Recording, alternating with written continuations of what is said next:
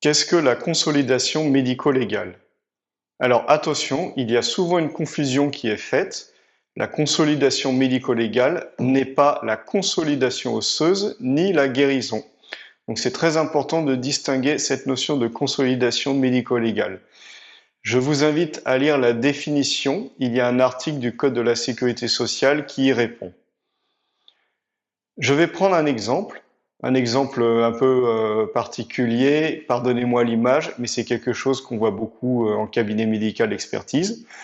Imaginons un motard qui chute, accident grave de la route, et son état nécessite une amputation du membre inférieur. Donc malheureusement, il ne guérira jamais. La jambe ne va pas repousser, évidemment. Par contre, à partir du moment où il a sa prothèse de jambe, que c'est de membre inférieur, que c'est une prothèse définitive, qu'il n'y a pas d'autre soin que les soins d'entretien de cette prothèse, eh bien, il est consolidé. C'est-à-dire que l'état ne va plus évoluer en amélioration ou en aggravation de façon significative tant que les soins sont prodigués. C'est ça la définition de la consolidation médico-légale. Donc je le répète, ce n'est pas la consolidation osseuse, c'est-à-dire le temps que mettrait un os fracturé à se consolider. Admettons, vous avez une grave fracture et vous devez être immobilisé et votre os va mettre 2 mois à se consolider. Dans ce cas-là, la durée de consolidation osseuse, c'est 2 mois.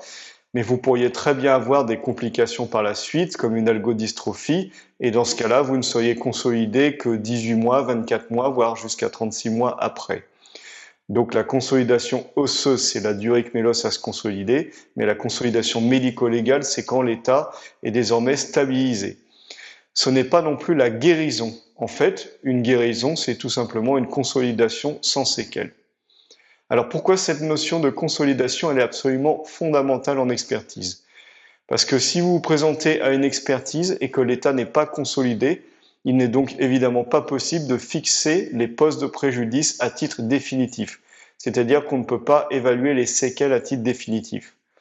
En revanche, eh bien, si l'état est consolidé, donc des fois on se présente à une expertise, l'état est jugé non consolidé, on se présente à une seconde expertise, l'état est désormais consolidé.